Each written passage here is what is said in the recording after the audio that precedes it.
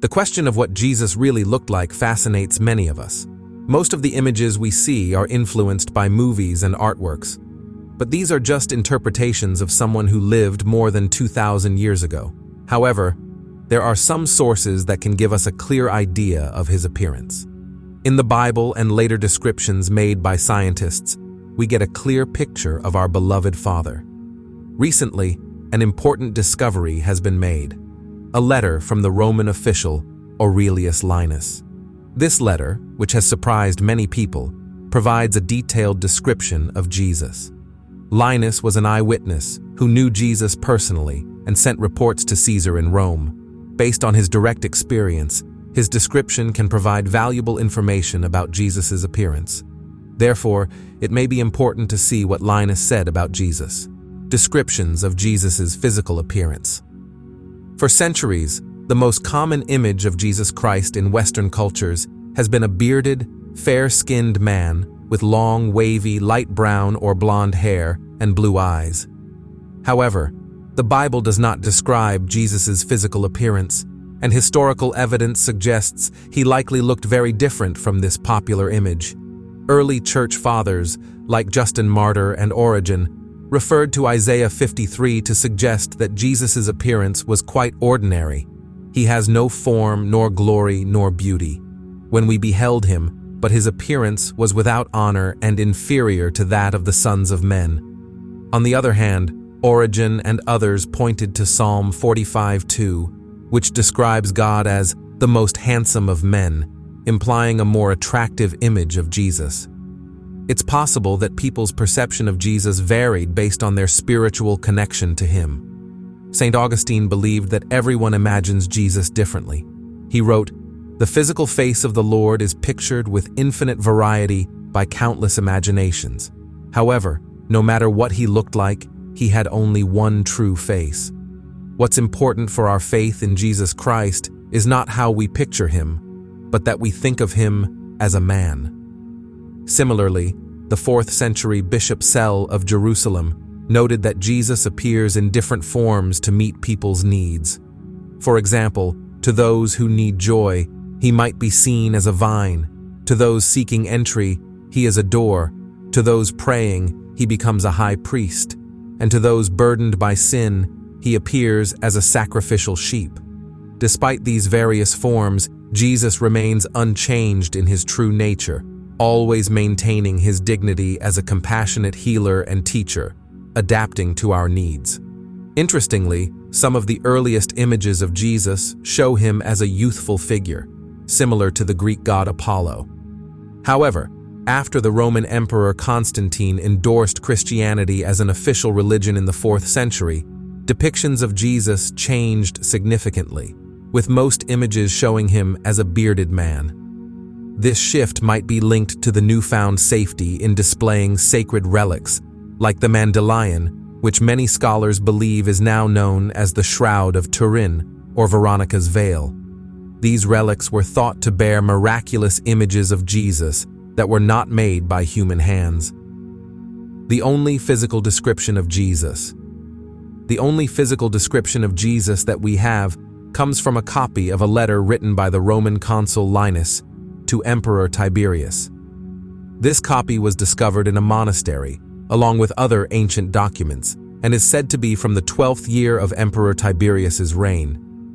Historical records confirm that a Roman consul named Linus was present in Judea during Jesus' trial and crucifixion, and his influential family is mentioned by the Jewish historian Josephus in his work, Antiquities of the Jews. However, some scholars question the authenticity of this letter. In Linus's letter, which was an official report to Emperor Tiberius, Jesus is described with vivid details. According to the letter, Jesus had a noble and lively face with fair, slightly wavy hair, black, strongly curved eyebrows, and intense, penetrating blue eyes. His nose was rather long, and his beard was almost blonde, and not very long. His hair was quite long and had never been cut. Jesus' neck was slightly inclined, giving him a gentle and humble appearance rather than one of bitterness or arrogance. His tanned face was the color of ripe corn, well proportioned, and exuded gravity, wisdom, sweetness, and goodness, completely free of any sign of anger.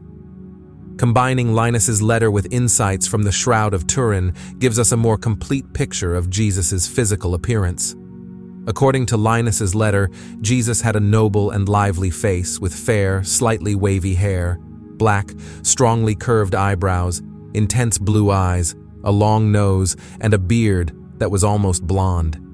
His hair was long and uncut, and his neck was inclined, giving him a gentle, humble appearance. His tanned face, resembling ripe corn, conveyed gravity, wisdom, sweetness, and goodness. Adding to this, Professor Giovanni Giudica Cordelia's analysis of the Shroud of Turin provides additional details. He describes the man wrapped in the shroud as being about 6 feet tall, with a perfectly proportioned and harmonious physique. Despite the shroud's damage, the face appeared very soft and gentle, with a broad, straight forehead, a straight nose turned slightly downwards, and large, slightly protruding cheeks. Professor Cordiglia's anthropometric calculations suggest that Jesus had a cranial capacity of 1575 cc, placing him in the large-headed category with a brain weight of about 1492 grams, indicating extraordinary intelligence. Head of Christ. In 1940, commercial artist Warner Salmon created the oil painting Head of Christ, which has since become one of the most widely reproduced religious images ever. You can find Salmon's painting on countless items like prints, plaques, bookmarks, greeting cards, church bulletins, and even coffee mugs. According to Stephen Prothero, author of American Jesus, this widespread distribution transformed Jesus from a mere celebrity into a national icon, making him instantly recognizable to Americans of all races and religions.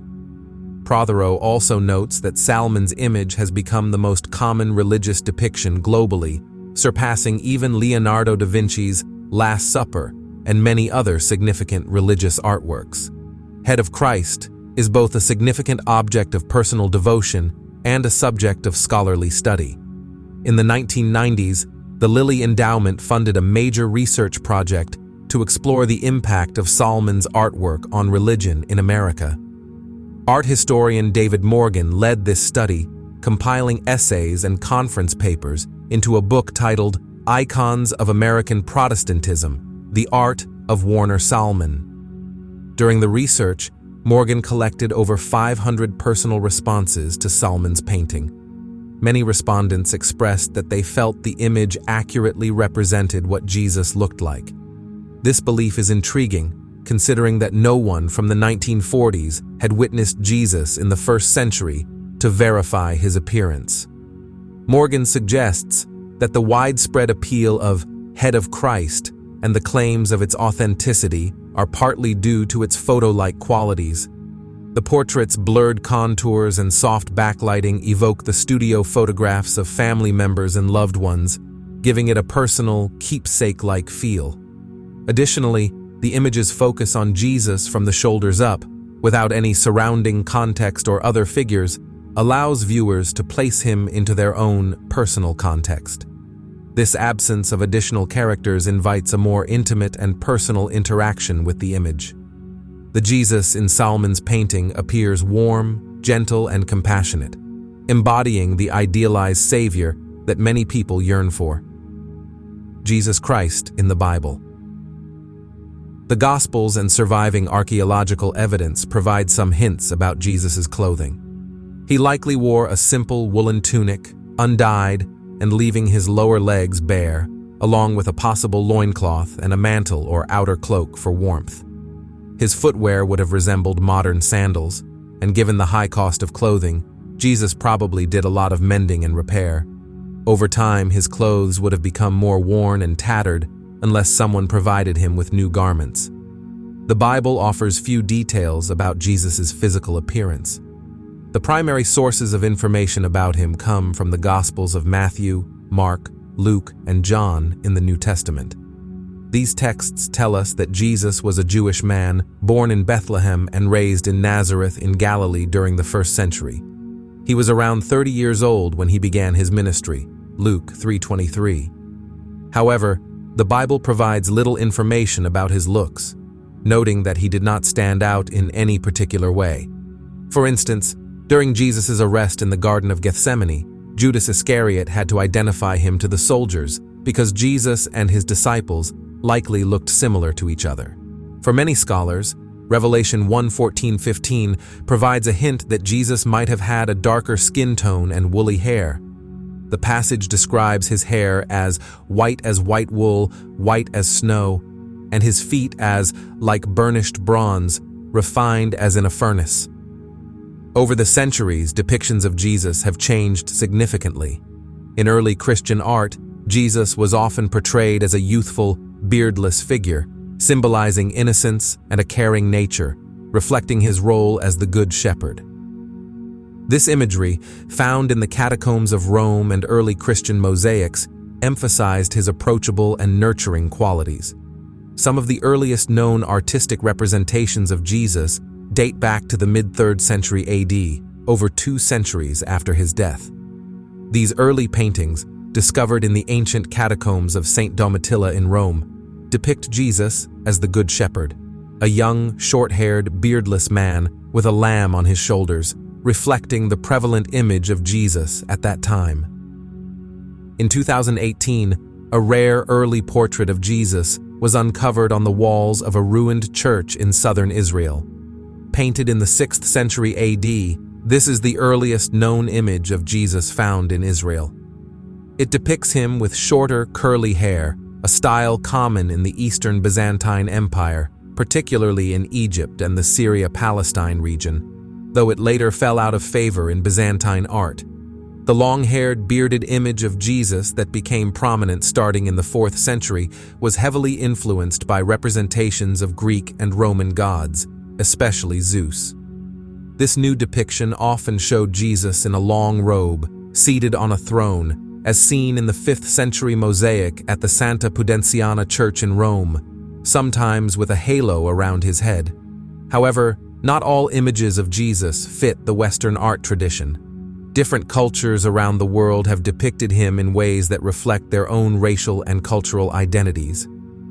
Among the many relics associated with Jesus, the Shroud of Turin, which appeared in 1354, is one of the most famous.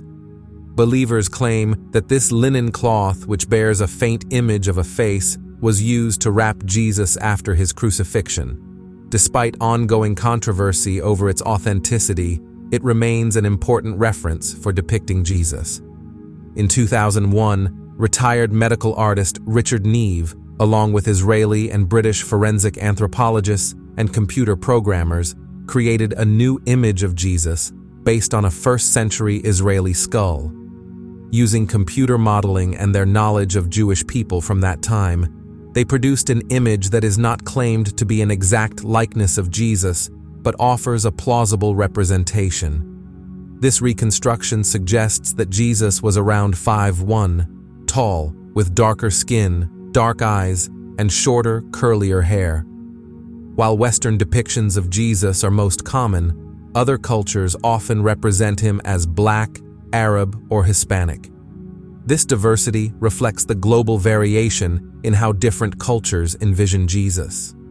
The question of what Jesus actually looked like remains open, but forensic anthropology, a field that uses techniques similar to those used in criminal investigations, has provided one of the most scientifically grounded reconstructions of his appearance to date. Forensic anthropology, an extension of physical anthropology, combines cultural and archaeological data with physical and biological sciences to study various groups of people. Specialists in this field need a deep understanding of genetics, human growth, and development. They also draw from related disciplines such as primatology, paleoanthropology, the study of primate and human evolution, and human osteology, the study of the skeleton. Even fields like nutrition, dentistry, and climate adaptation contribute to their research. Though forensic anthropology is typically used in criminal investigations, Richard Neve applied its principles to reconstruct the appearance of Jesus. Neve, who had previously reconstructed the faces of historical figures like Philip II of Macedonia and King Midas of Phrygia, was well equipped to tackle this challenging project. His expertise made him a strong candidate for creating a scientifically grounded portrait of Jesus. Matthew's account of the events in Gethsemane suggests that Jesus' appearance was typical of Galilean Semites of his time. To accurately reconstruct his features, Richard Neve and his team started by obtaining skulls from near Jerusalem, the region where Jesus lived and preached. Israeli archaeologists provided 3 well-preserved Semite skulls from the relevant period.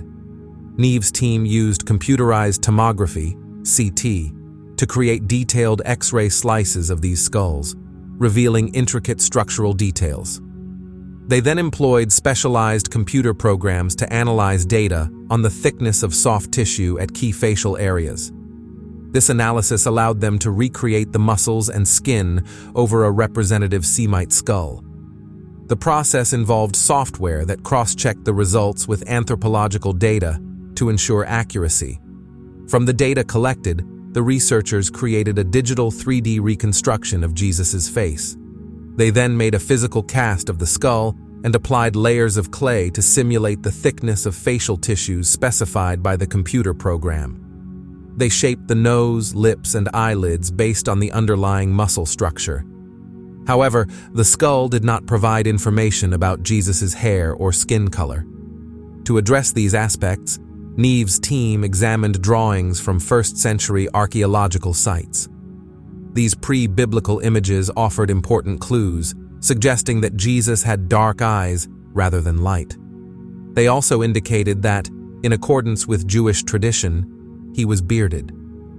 The question of Jesus' hair length was clarified by biblical scholars who believe that, despite common depictions of him with long hair, it was likely short and curly.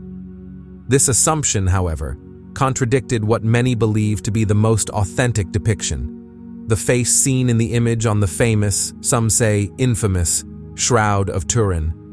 The shroud is believed by many to be the cloth in which Jesus' body was wrapped after his death.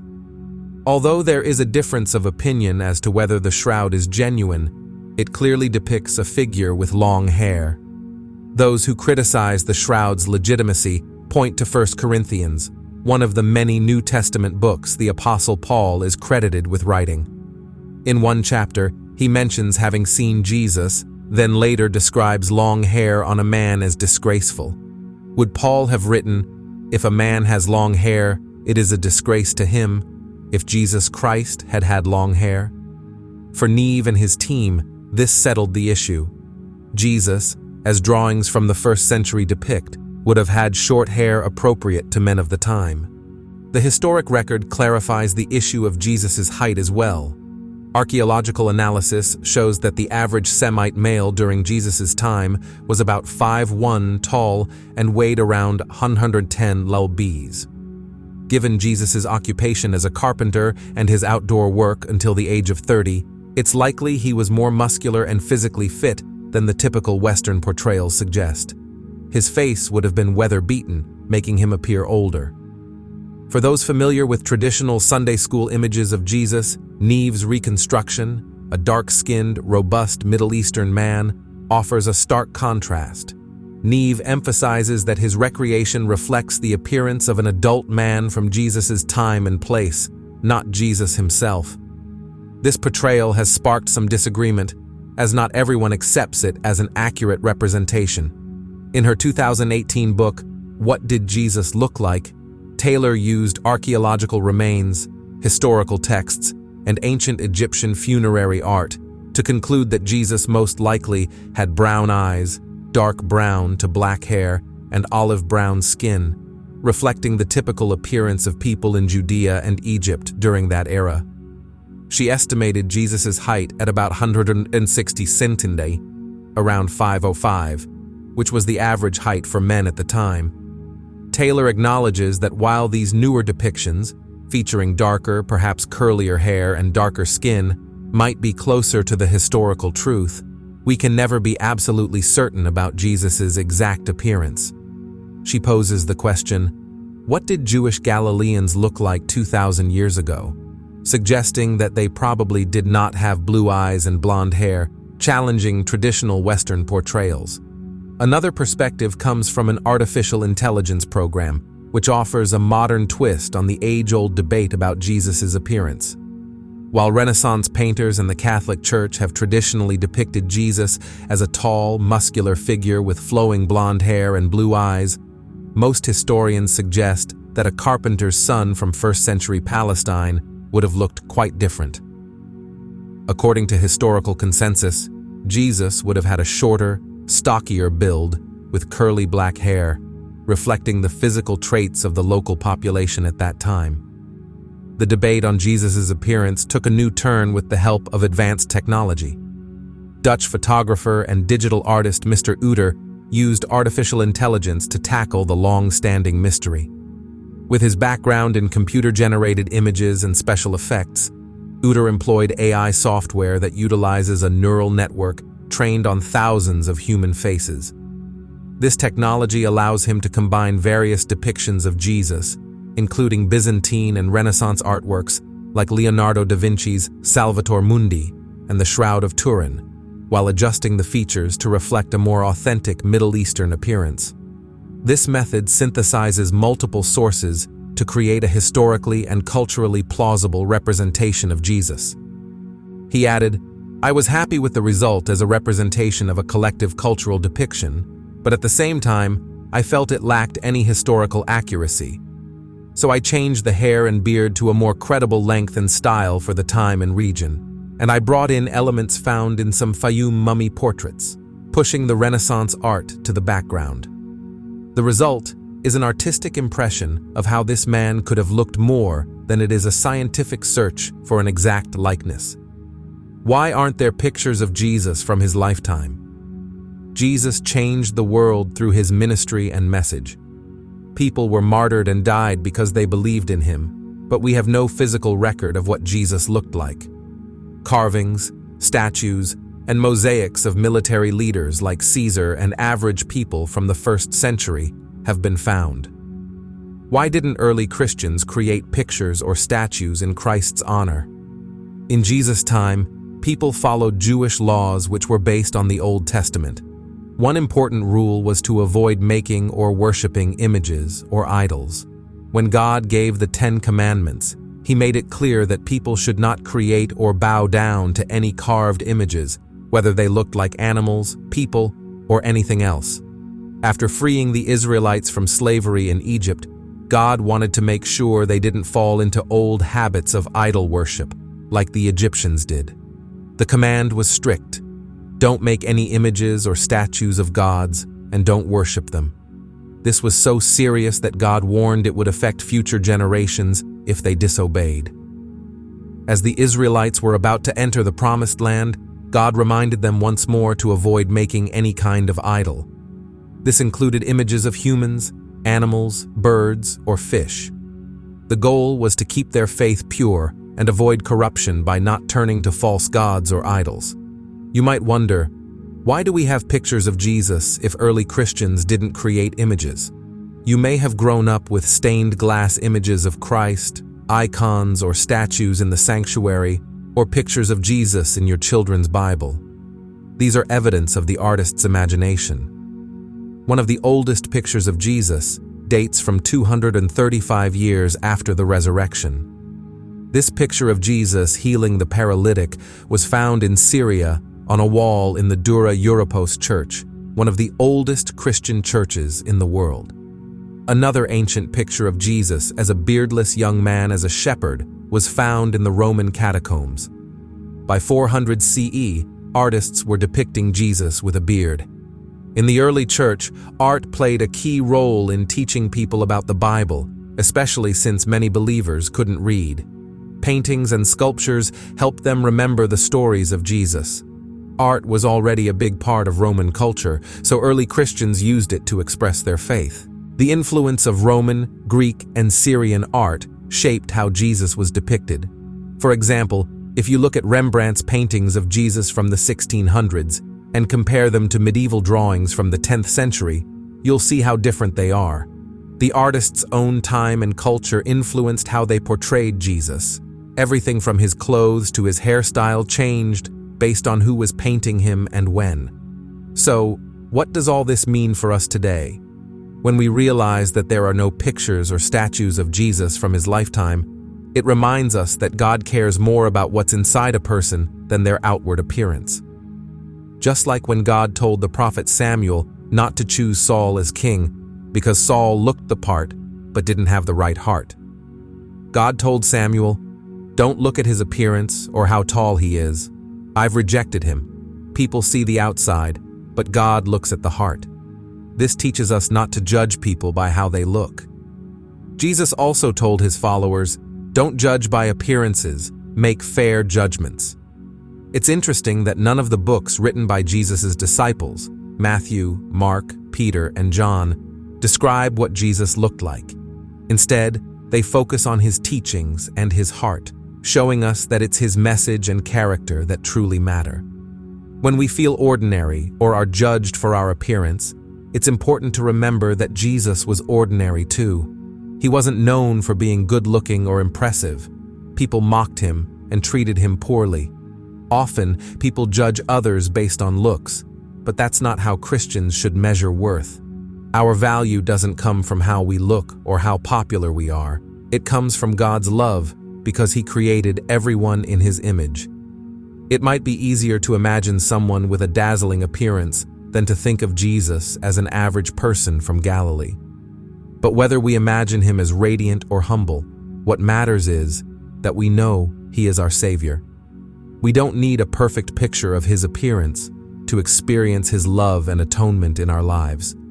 And we don't need to see him now to recognize him as our dear brother when we meet him again. No matter how curious we are about Jesus, all of us who believe in him can be sure of one thing. At the end of our lives, we will meet Jesus face to face.